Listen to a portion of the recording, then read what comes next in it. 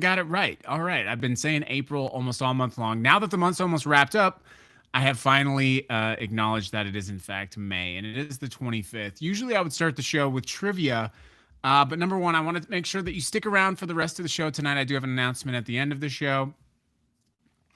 Um, and yes, but I do want to quickly talk about something just to challenge your perspective a little bit. So obviously, I'm a opponent of AI, data centers. I think we've talked about this at length. I actually saw something on Twitter that I borrowed, and I went over to Threads, and I took the painting Sunset in Venice by Monet, and I took a small version of that painting, and I said the following. I posted the image of Sunset in Venice, and I said, explain how if ChatGPT created this, it isn't art. Explain in detail what you don't like. And that thread is going wild right now with a lot of angry, very upset people. And I haven't yet announced over on Threads that it is not actually AI, but that's a crucial thing. And it was very eye-opening to me to understand how we view this and how we're disposing our critical thinking because we're getting into these silos. The reality is, I posted an actual painting that was actually Monet, and it was an actual real painting. And by asking the question, if this is AI, what don't you like about it? Instead of critically interrogating the question, people are getting very upset. And the reason I bring this up is that if we're going to make progress on talking to people about AI, I am an AI skepticist, as you know. And people should know that based on my long repeat history of talking about it. But casual strangers on the internet who become outraged by what they think is AI and are unwilling to look deeper, just one layer deeper, to understand what it is about the image that you actually don't like, when they're looking at quite possibly the most famous, if not one of the most famous paintings by an actual artist, and getting sort of outraged that it is AI when it's not AI to begin with at all. My point is, this is actually an example of how algorithmic content, how silos, bucket silos, conversational silos are causing us to be outraged. And when I tell you, people are outraged at this, they are outraged that I would dare post an AI art and ask why, what it is that they don't like about it. That's an essential conversation. So I would challenge you, as we move ahead, as we have these conversations, don't get yourself trapped in information silos. Always take a little bit of time to interrogate. Don't trust just randomly the words of people on the internet. We are getting bucketed into silos, and those silos are causing real harm. So let's get into the stories today. Welcome to the Ignition News. As I said, it's May 25th. I have 3 stories today that I want to talk about. If you're new to the show, I do want to encourage you to go follow along on Spotify or Apple Podcasts. We had a really big, a nice amount of growth last week. So I do want to talk about that towards the end of the show. Let's see. Someone over on, honestly, it just misses context, as a human would have had an AI only as context of its unethically sourced training data, which simplifies human ideas since it doesn't understand. Compound sentences. Let's go. Continuing on. So our first story, let's get into it. A reporter asked Donald a simple question, the president, on May 12th. He was walking outside of the White House on his way to Beijing. And the question was, when you're weighing what to do in Iran, how much does the financial situation of regular Americans factor in? How much does it weigh on you? And the president took a beat and he said, not even a little bit. Not even a little bit. That is the president of the United States, who literally ran on a campaign of affordability. Do you remember him saying groceries, an old-fashioned word? He literally ran on the economic crisis that America is facing right now. And when he's making decisions about whether you can afford gas or whether your credit card minimum payment goes up, whether you can afford to buy groceries or whether you can afford to, buy school supplies next year, he was very clear. He doesn't even think about it a little bit. Today on the Ignition News, we're looking at something simple. We're going to take a look at this administration and its word. And we're going to take a look at what happens when the most powerful person on earth tells you that he does not factor your daily life into his thinking.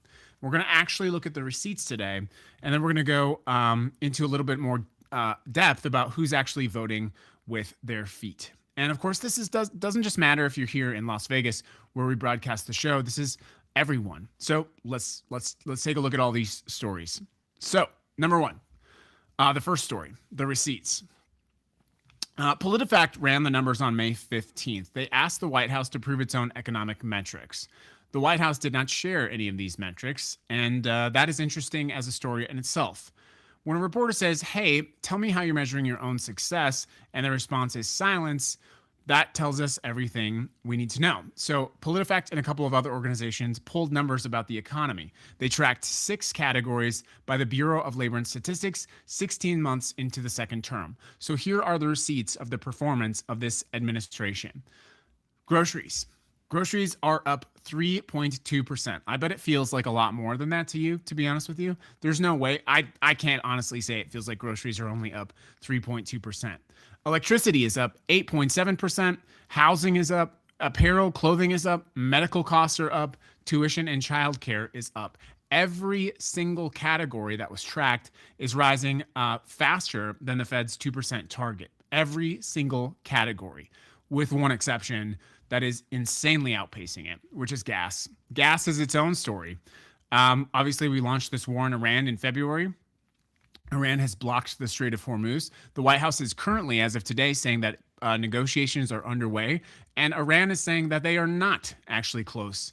So think about that itself as a story for a moment. You have the White House saying, hey, we're talking to Iran about shutting this thing down, and Iran is like, that is not happening. That's insane. That is an insane thing. In any other timeline, in any other place, if an administration said we are engaging with another country about ending the conflict, the unnecessary conflict that we started, and the other country said that's not happening, that would be a definitive career-ending scandal right there. But it's just Monday. But what does this impact in terms of wages? Early in 2025, wages were actually outpacing inflation. That meant that people had the opportunity to get ahead, but that trend has reversed. Gone. Why I can say that is as inflation picked back up, wages have not continued to rise. I mean, to be very clear, with rising inflation, rising wages, that's not necessarily the best formula either, because then you can have something called stagflation. But the most damning indication of this is actually not necessarily how much people are making, but how much people are losing. The most damning stat is consumer loan delinquency. The share of money people borrowed that they can no longer pay back in time. So you're talking about credit card loans, you're talking about car loans, you're talking about mortgages, that kind of thing. That number is equal now to where it was during the Great Recession, 2008, the financial crisis, right? 16 months into the second term, credit card and auto loan delinquencies are at Great Recession levels. Welcome to the Ignition News. Let's get right into story number 2. More receipts for you, and that is the crisis that is already here. The Guardian actually published a piece this morning. It's called Financial Crisis Trump Economics. Here's the framing. We haven't just named it yet. We don't have this quite like Lehman Bank moment from 2008, but it's kind of trending into the previous story. The U.S. government is now spending $88 billion a month just on interest payments every single month. That's equal to what we spend on defense and education combined. We obviously have the AI sector making it look like the economy is doing quite well, but that is really fundamentally not much different in our view than the economic bubble in 1999. The tariffs that have been ruled potentially illegal means the federal government is also going to have to refund those tariffs, which means we're going to cut into the Treasury even more. So the Treasury Department is firing 64% of the staff at the Office of Financial Research, which is the agency Congress created after 2008 specifically to spot the next financial crisis. So why would you fire the people whose job it was to let you know that a crisis was coming? The answer to that is a lot of things. You fire warning lights because you don't want people to see the warning, right? You fire the smoke detector because you don't want anyone calling the fire department, and you fire the canary because you don't want people leaving the coal mine. The American Prospect also ran a piece in February predicting a, quote, severe financial crisis likely sometime this year. That was in February. We are now in May. And the financial press is starting to use the word stagflation. See, I told you, stagflation. This is a lose-lose scenario. You have the government with this massive debt. You have consumers with massive debt. You have literally the Treasury firing the department that's supposed to look for the next financial crisis. You have gas prices rising. You have fertilizer causing food prices to rise and food shortages. And of course, you have what is about to be potentially one of the worst droughts in the Western United States that you have ever seen. It's not great. However, there is some positive news. The Daily Beast ran a story this morning, as well as The Guardian, and here it is. When I say good news, stick with me for a minute. There is resistance to all of this happening, and it is happening with people's wallets. With enough resistance, I believe that we're going to see actual change. The headline alone is interesting. The United States has roughly 4 million fewer international visits in 2025 than the year before. That is a 5.5% decline. What that means is foreign visitors are not coming to the United States and not spending their money. How much of an impact was that? $8 billion. $8 billion has been vaporized from the United States economy because people are spending in Mexico or Tokyo or Vancouver or the Mediterranean. And aside from COVID, this is the sharpest annual drop in U.S. tourism in roughly 20 years. Now, the part that you're not going to read about in the media is it did not happen eventually or evenly. It happened from specific countries. Here are the biggest countries: Germany, India, France, Australia, Chile, and China. And the biggest drop by far came from, Canada, our closest ally, the country with the longest undefended border in the world, that has fought with us in every major war, the country whose hockey team plays in our literal cities, whose snowbirds buy condos in Phoenix, and whose retirees fill our restaurants everywhere. I grew up in a town on the border, or not town was not on the border, but I grew up in a state which was on the border of Canada. Canadian trade, tourism was an essential part of the economy. Canadian travel to major U.S. cities, according to mobile tracking data, has fallen off a cliff, 42% over the last year. Why? Well, it could be that the president is openly threatening to annex Canada. Could be that whether you're from Canada or Chile or you're from China, you have a very real threat that you might get pulled over and detained by ICE and shipped to a third world country. But in February, Politico found that most Canadians now view the United States as an unreliable partner and ally. The same poll found Canadians are more likely than Europeans to view the U.S. as a greater threat to global peace than Russia.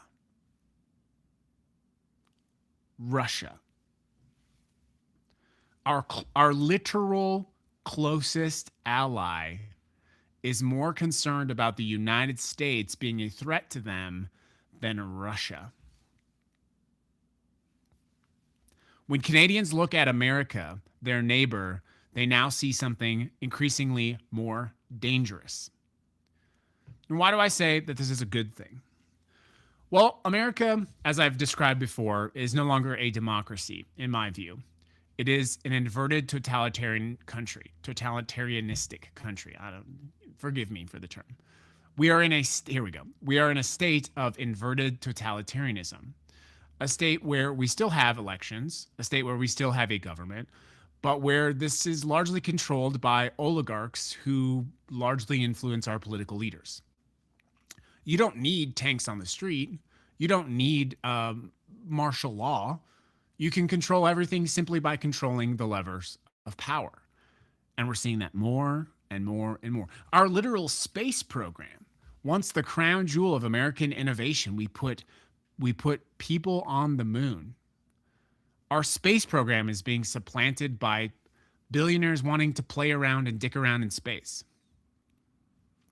Our military, once thought to be one of our strongest, I guess, defense mechanisms, is proving out loud and visually to be ineffective in a war against Iran. I think we thought looking at what happened in Venezuela, this quick sweep in, we grabbed their dictator around. I think we thought we were invincible, but now it's proving that our military strategy, how we spend that money, almost $1 trillion every year, the president's asking for $1.5 trillion, is not prepared for modern conflict. An oligarchy, an inverted totalitarian country depends on the money continuing to flow, on the billionaires getting richer and richer and richer, and on this idea that you are going to have just enough to keep spending, to keep buying, to keep going. The only real way out of this, in my view, is people finally waking up and understanding that we can't keep doing this anymore. And one of the fastest ways that's going to happen is economic pressure. Resist, boycott, people not coming to the United States. And unfortunately, this is going to cause an enormous amount of economic pain to you, to me, to your family, to our systems. But our government has failed us. Ask yourself one question. Do we actually have a Congress? Is there actually a Congress in the United States of America?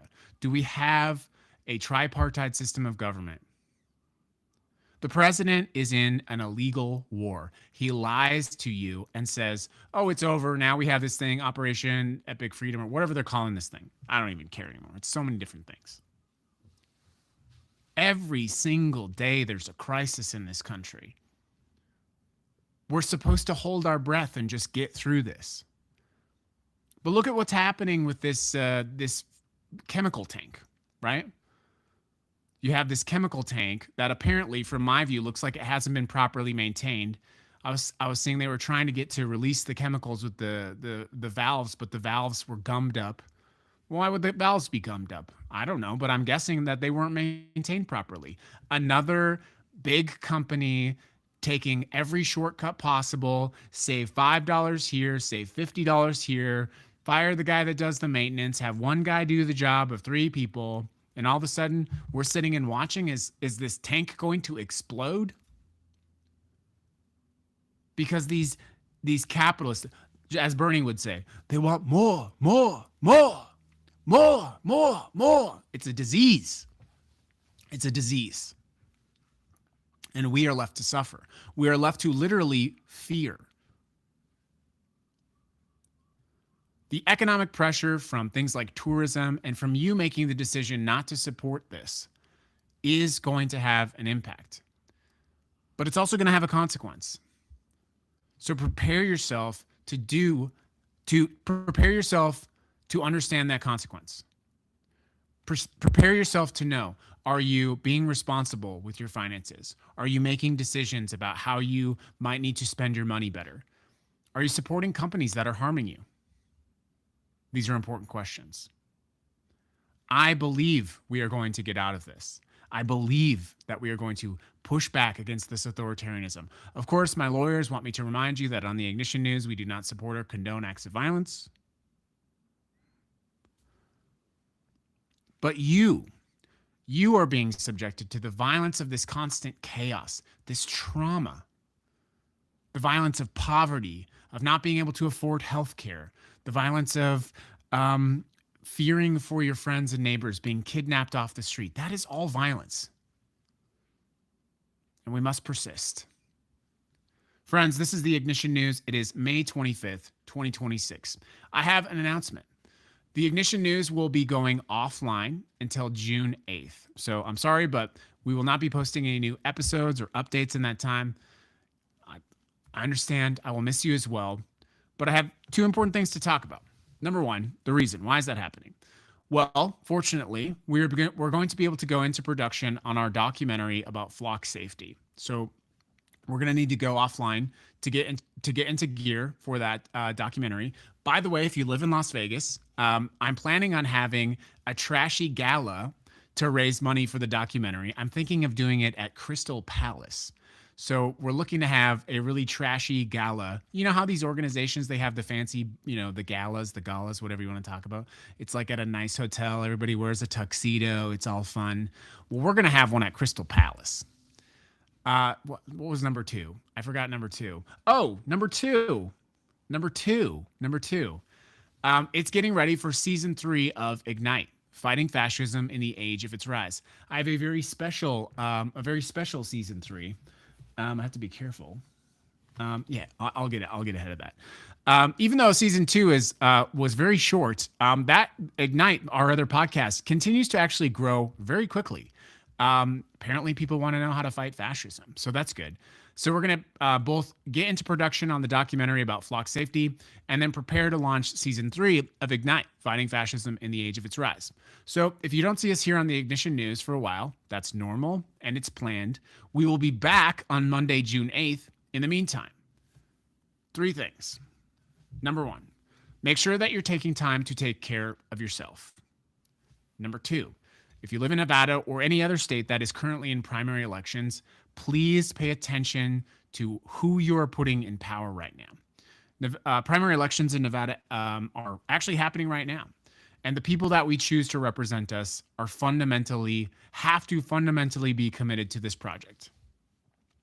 And number 3, if you don't believe that we can get out of this, I need you to do some historic research.